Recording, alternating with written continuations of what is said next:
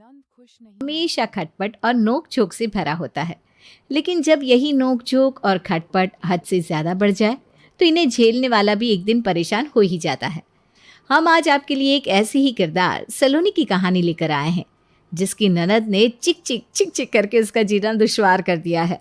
लेकिन सलोनी भी आखिर ये कब तक सहेगी? कभी ना कभी तो वो भी अपनी ननद पर मुड़कर पलटवार जरूर करेगी। तो चलिए देखते हैं। अरे भाभी, कितनी देर लगेगी नाश्ता लाने में? आपको पता है ना मुझे कॉलेज जाने में देर हो रही है। हाँ, ला रही हूँ। खुद तो हर रोज़ तैयार होकर टेबल पर नाश्ता करने बैठ जाती है। अरे मुझे भी तो सुबह सुबह ऑफिस जाना होता है, लेकिन इससे कभी ये नहीं होता कि किचन में जाकर भाभी की हेल्प करवा दूँ। जब देखो तब ऑर्डर चलाती रहेगी। भाभी, अरे ला रही हूँ भाई।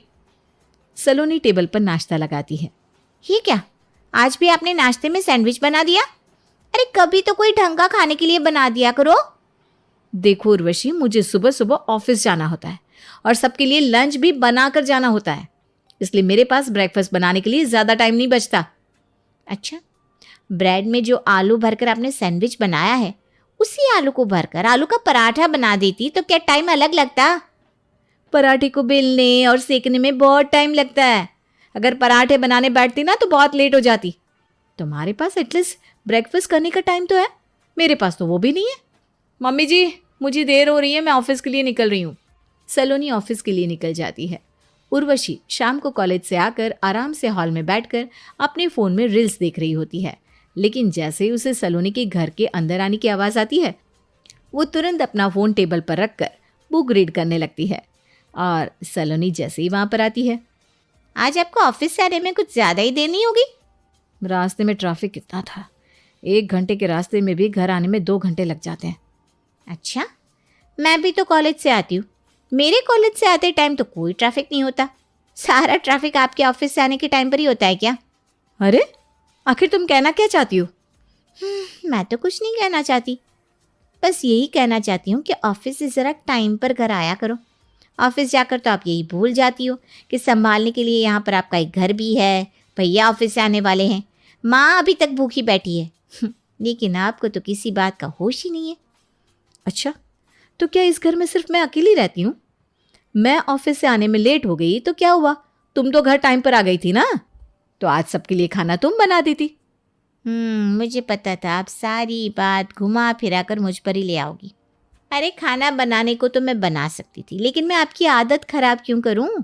और वैसे भी कॉलेज से आने के बाद मुझे कॉलेज का बहुत काम होता है, और आप तो ऑफिस से आने के बाद फ्री रहती हो, तो आने के बाद खाना तो बना ही सकती हो ना। मैंने खाना बनाने के लिए तो कुछ कहा ही नहीं था, सारी बात तो तुमने ही शुरू की।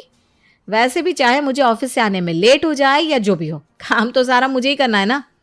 उर्वशी की बातों से सलोनी को बहुत गुस्सा आ रहा था, लेकिन वो अपना मूड खराब करने के लिए उससे बहस नहीं करना चाहती थी, इसलिए वो चुपचाप वहां से चली जाती है। अगले दिन, अरे आज तो संडे है, आज इतनी तैयार होकर कहाँ जा रही हो? आज तो आपके ऑफिस की छुट्टी भी है। हाँ जानती हूँ, याद है संडे है, मेरे ऑफिस की छुट्टी है। जब पता है तो फिर कहाँ जा रही हो? कम से कम आज तो घर पर रहकर घर को थोड़ा संभाल लो। देखो उर्वशी, तुम ना सुबह सुबह मेरा मूड खराब मत करो। मेरी फ्रेंड को बेटी हुई है, उसे अस्पताल में मिलने के लिए जा रही हूँ। और बात रही काम की, तो सबके लिए नाश्ता और दोपहर का खाना मैंने बना दिया है, तो तुम्हें इतना परेशान होने की कोई ज़रूरत नहीं है। अच्छा, खाने की टेंशन नहीं है, लेकिन घर की सफाई की तो टेंशन है ना। अब तो हर रोज़ ऑफिस के लिए निकल जाती हो, लेकिन घर की हालत देखिए, इतने टाइम से घर में डीप क्लीनिंग नहीं हुई। वैसे तो मैं ही ये काम कर देती, लेकिन आज मुझे असाइनमेंट बनाने के लिए प्रियंका के घर जाना है, तो आप ना घर ज़रा टाइम से आ जाना और सारा घर अच्छे से साफ़ कर देना। कल धूल की वजह से बार बार छींकें आ रही थी मुझे। हाँ ठीक है, कर लूँगी मैं घर आकर सब कुछ साफ, तुम कोई तकलीफ मत लेना। मैं तो वैसे भी असाइनमेंट बनाने के लिए निकल रही हूँ ना। सलोनी अपनी फ्रेंड से मिलने के लिए अस्पताल चली जाती है और वहाँ उर्वशी अपना बैग उठाकर घर पर झूठ बोलकर अपने बॉयफ्रेंड से मिलने के लिए कैफ़े चली जाती है। कितनी देर कर दी यार तुमने आने में, कब से तुम्हारा वेट कर रहा हूँ। सॉरी, वो ना आते हुए भाभी से बात करने लगी तो उसमें ही देर हो गई। आज संडे है, लेकिन आज भी उनके पैर घर पर नहीं टिके। आज भी घर से निकलने के लिए बहाने बनाने लगी। बोलने लगी मेरी फ्रेंड को बेटी हुई है तो हॉस्पिटल में उससे मिलने जा रही हूँ। अरे तो क्या हो गया उर्वशी, अब तुम्हारी भाभी को जॉब की वजह से वैसे भी कहीं जाने का टाइम तो मिलता नहीं होगा, संडे मिला है तो चली गई होंगी। उनकी ना ज़्यादा साइड मत लो। मुझे अच्छी तरह पता है वह घर के काम से बचने के लिए ऐसा करती हैं। जॉब की वजह से वैसे भी वो घर को सही से संभाल नहीं पाती, और जिस दिन छुट्टी होती है उस दिन तो घर से गायब ही हो जाती है। अरे यार, तुम यहाँ पर मुझसे मिलने आई हो या अपनी भाभी की बुराई करने आई हो?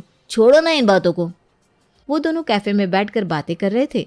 उसी वक्त उर्वशी की भाभी फ्रेंड से मिलकर हॉस्पिटल से बाहर आती है और हॉस्पिटल से निकलते ही उसकी नज़र सामने सीधी कैफे पर पड़ती है। अरे, ये तो सलोनी है और ये इसका फ्रेंड मयंक। अब समझ में आया, ये इसका फ्रेंड नहीं बॉयफ्रेंड है। तभी बार बार जब इसका कॉल आता है तो उठकर अपने कमरे में चली जाती है। सलोनी झांक कर कैफे के अंदर देख रही थी कि उर्वशी की नज़र अपनी भाभी पर पड़ती है। अरे यार, ये तो सलोनी भाभी है, ये यहाँ पर कैसे आ गई? अगर इन्होंने मुझे तुम्हारे साथ देख लिया ना तो ये अंदर ही आ जाएंगी। चलो मैं निकलती हूँ, शादी के बारे में तुम मुझे कॉल करके बता देना, मुझे मम्मी से भी बात करनी है। Okay okay. उर्वशी घर आती है। थोड़ी देर बाद सलोनी भी घर आ जाती है। जैसे ही उर्वशी सलोनी को देखती है तो सलोनी उसे तिरछी नज़रों से देखने लगती है। अरे आप मुझे ऐसे क्यों देख रही हो, क्या हो गया? मुझे क्या होगा? मुझे ऐसा लगा कि आज मैंने तुम्हें हॉस्पिटल के पास वाले कैफे में देखा, और मुझे तो ऐसा भी लगा कि मैंने तुम्हारे दोस्त मयंक को भी देखा। देखो, कुछ बातें तो मम्मी जी को बता दो, इससे पहले कि वो तुम्हारे लिए कहीं और रिश्ता ढूंढना शुरू कर दे। वैसे भी मम्मी जी तुम्हारी शादी के बारे में तो सोच रही है। क्या सच में? हाँ, सच में। मेरा काम तो तुम्हें बताने का था, बाकी तुम खुद समझदार हो। अच्छा, मैं बहुत थक गई हूँ, मैं अपने कमरे में जा रही हूँ। सलोनी की बात सुनकर उर्वशी की तो सिट्टी पिट्टी गुम हो जाती है। वो तुरंत अपने कमरे में जाकर मयंक को फ़ोन लगाती है। अरे अब तो तुम अपने घर वालों से मेरे लिए बात कर लो। मेरी मम्मी ने तो अब मेरे लिए रिश्ते देखने भी शुरू कर दिए हैं। तुम अपनी मम्मी की चिंता मत करो, उनसे मैं बात कर लूँगा। और बात रही मेरी मम्मी की, तो मम्मी ने तो साफ साफ कहा है, अगर लड़की को घर का काम करना आता होगा तभी उससे तेरी शादी करवाऊंगी। पर तुम्हें तो घर का कोई काम करना आता नहीं। देखो, तुम्हारे घर वालों से बात तो मैं कर लूँगा, लेकिन मेरी मम्मी शादी के लिए तभी मानेंगी जब तुम्हें घर का हर एक काम अच्छे से करना आ जाएगा। वो हर एक काम का टेस्ट लेंगी, इसलिए अभी से अपनी प्रैक्टिस करनी शुरू कर दो, वरना शादी होनी तो बहुत मुश्किल हो जाएगी। नहीं, मैं कल से ही घर का सारा काम सीख लूँगी। भाभी को कोई काम करने ही नहीं दूंगी, सारे काम अब मैं खुद करूँगी। तुम्हारी मम्मी को तो इम्प्रेस करके रहूँगी। ये हुई ना बात। चलो अब तुम सो जाओ, मुझे सुबह जल्दी ऑफिस जाना है। Good night. सलोनी की बात सुनकर तो उर्वशी के पहले ही तोते उड़ चुके थे, लेकिन अब मयंक की बात सुनकर तो उसकी हवा और टाइट हो जाती है। जो उर्वशी कभी सुबह के 8 बजे से पहले उठती नहीं थी, वो सुबह सुबह 5 बजे सारे घर की सफाई में लग जाती है और उसके बाद किचन में सबके लिए नाश्ता भी बनाने लगती है। सलोनी अपने रोज़ के टाइम पर सबके लिए नाश्ता बनाने आती है तो वो उर्वशी को किचन में देखकर हैरान रह जाती है। अरे उर्वशी, तुम आज इस टाइम किचन में क्या कर रही हो? और ये कढ़ाई में क्या बना रही हो तुम? आज तो सुबह सुबह घर भी बिल्कुल साफ लग रहा है। कमाल है, कल मैंने घर साफ किया और अभी तक गंदा ही नहीं हुआ। अरे नहीं भाभी, वो आज ना मेरी आँख जल्दी खुल गई थी, तो मैंने सोचा पहले सारे घर की सफाई कर दूँ, उसके बाद सबके लिए नाश्ता बना दूँगी।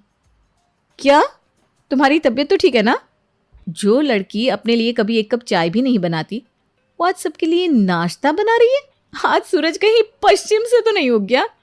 अरे ऐसा कुछ भी नहीं है भाभी, मैंने सोचा आप रोज़ ऑफिस जाती हो, सुबह सुबह आपको कितना काम हो जाता है, तो बस आपकी हेल्प करने के लिए मैंने ये सब कर दिया।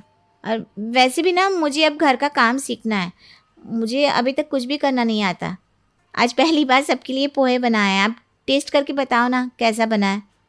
अच्छा ठीक है, लाओ दिखाओ। उर्वशी अपनी भाभी को पोहा टेस्ट करवाती है। पोहा खाते ही सलोनी का मुंह बन जाता है।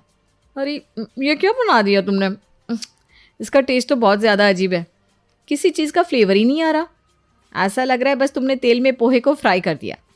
इस पोहे को तो अब कोई नहीं खाएगा, और अगर गलती से तुमने सबको ये पोहा खिला दिया ना तो बस सुबह सुबह तुम्हें लेक्चर सुनने को मिल जाएगा।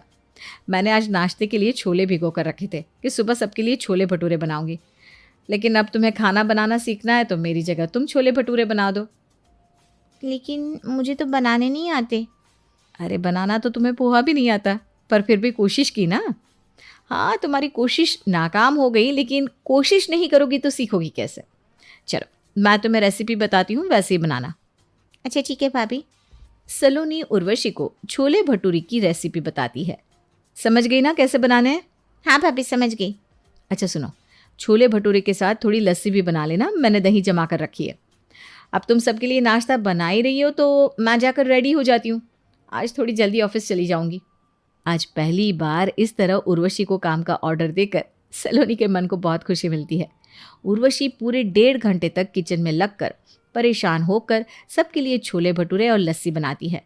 इतनी गर्मी में किचन में काम कर करके उसकी हालत खराब हो जाती है। डाइनिंग टेबल पर अरे वाह, आज तो कमाल ही हो गया जो हमारे लिए उर्वशी ने नाश्ता बनाया है। क्या बात है, सब ठीक तो है ना? अरे क्या भैया, आप तो ऐसे कह रहे हो जैसे मैं कभी कुछ काम ही नहीं करती। हाँ नहीं करती, इसीलिए तो शॉक्ड हो रहा हूँ। मम्मी। क्या मम्मी? ठीक ही तो बोल रहा है वो। जिंदगी में कभी किचन में जाकर चाय भी नहीं उबाली और अब सीधे छोले भटूरे बनाकर ले आई। पता नहीं इनका स्वाद कैसा होगा। मुझे तो सच कहूँ तो खाने की हिम्मत ही नहीं हो रही। मम्मी अब आप ऐसा तो मत बोलो। एक तो मैंने इतनी मेहनत से सबके लिए नाश्ता बनाया है और आप ऐसे मेरी बेइज्जती कर रही हो। अरे मम्मी ने तुम्हारी सही बेइज्जती की है। ये क्या बना दिया तुमने?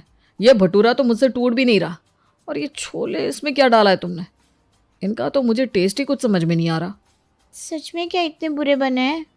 वैसे खाने की कभी बुराई तो नहीं करनी चाहिए उर्वशी, लेकिन तुमने ये छोले भटूरे इतने खतरनाक बनाए कि अगर किसी मुजरिम को ये खिलाया जाए ना तो वो इनको खाने के डर से ही अपना जुर्म कबूल कर ले। मैं तो इनका एक निवाला भी और नहीं खा सकती, मुझ में इतनी हिम्मत नहीं है। मैं अपने ऑफिस जा रही हूँ। और हाँ सुनो, तुम्हें घर का काम सीखना है ना तो ये जितने भी बर्तन हैं सारे धोकर रख देना। मेरे ऑफिस से आने का इंतज़ार मत करना, क्योंकि ऑफिस से आकर मैं सीधा तुम्हें खाना बनाना सिखाऊंगी। ठीक है भाभी। मयंक से शादी करने के चक्कर में उर्वशी, जो कभी पानी का ग्लास भी नहीं उठाती थी, अपने सभी घर वालों के बर्तन चुपचाप धो लेती है। और उसे इस तरह काम करते देखकर सलोनी के मन को बड़ी तसल्ली मिलती है। अरे यार, ये बर्तन है या द्रौपदी की साड़ी जो खत्म होने का नाम ही नहीं ले रहे। पता नहीं भाभी हर रोज़ ऑफिस के साथ घर का इतना सारा काम कैसे संभालती है। मेरी तो इतने से ही काम में हालत ख़राब हो गई। उर्वशी पूरा 1 घंटा लगाकर सारे बर्तन धोती है। उसके बाद तो उसे कॉलेज के लिए भी रेडी होने का टाइम नहीं मिलता, तो वो इसी तरह उठकर कॉलेज चली जाती है। शाम को वो घर आती है कि तभी थोड़ी देर बाद उसकी भाभी भी घर आ जाती है। अरे तुम इस तरह से आराम से बैठी क्यों हो? तुमने डिनर की तैयारी स्टार्ट नहीं की? चलो जल्दी से जाकर आलू गोभी, गाजर, मशरूम, जितनी भी सब्जियां हैं सब काट कर रखो। आज मैं तुम्हें मिक्स वेज बनाना सिखाऊंगी, और साथ में शाही पनीर, और उसके साथ खाने के लिए नान, पुलाव और रायता भी, और मीठे में गाजर का हलवा भी। जाकर गाजर घिसनी शुरू कर दो। क्या इतना सारा खाना? किसी की शादी है क्या? अरे किसी की शादी नहीं है, लेकिन कल को जब तुम्हारी शादी होगी और तुम्हारी सास तुम्हें कुछ बनाने को कहेगी तो तुम मना थोड़ी ना कर सकती हो। जाओ जल्दी से जाकर सारी तैयारी कर लो। सलोनी अच्छी तरह नहा धोकर किचन में जाती है और उर्वशी पर एक के बाद एक ऑर्डर चलाते हुए पूरे 3 घंटे में उससे सारा खाना बनवाकर तैयार करती है। देखा कितना आसान था ना खाना बनाना।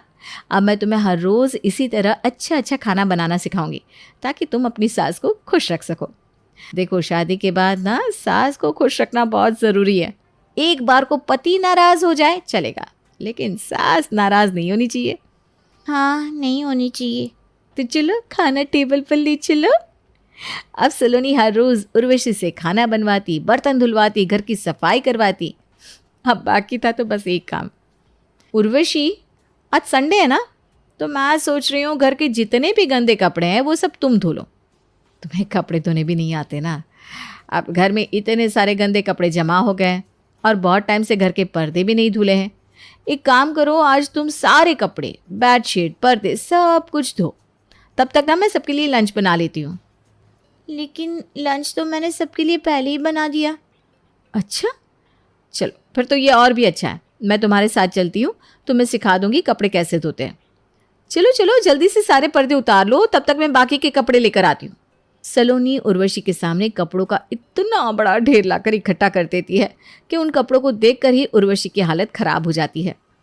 इतने सारे कपड़े, हे भगवान ये क्या है? ये घर के गंदे कपड़े हैं। लेकिन तुम इतनी शॉक क्यों हो रही हो? मैं तो हर संडे इतने ही कपड़े धोती हूँ। क्या? चलो जल्दी से शुरू हो जाओ आप। एक काम करो, ये जितने भी बड़े कपड़े हैं ना इन्हें मशीन में डाल दो और बाकी कपड़े इस साबुन और इससे धो लो। मशीन के साथ साथ तुम्हें हाथ से भी तो कपड़े धोने आने चाहिए ना।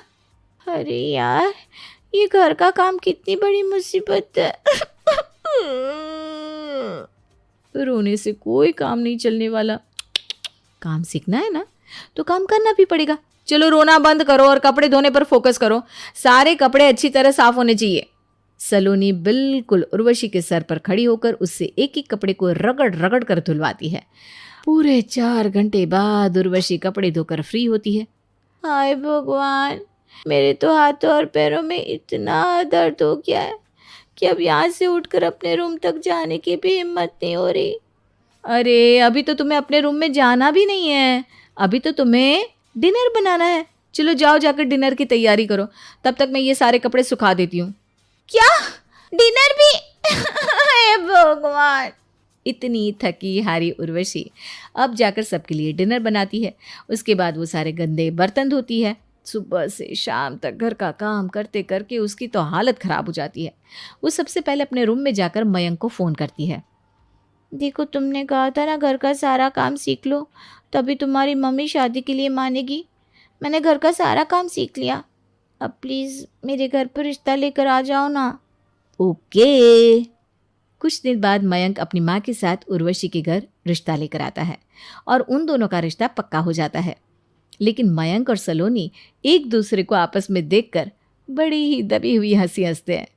अच्छा हुआ सलोनी भाभी जो आप उस दिन रेस्टोरेंट में आ गई, वरना उर्वशी को सुधारना इतना आसान नहीं होता।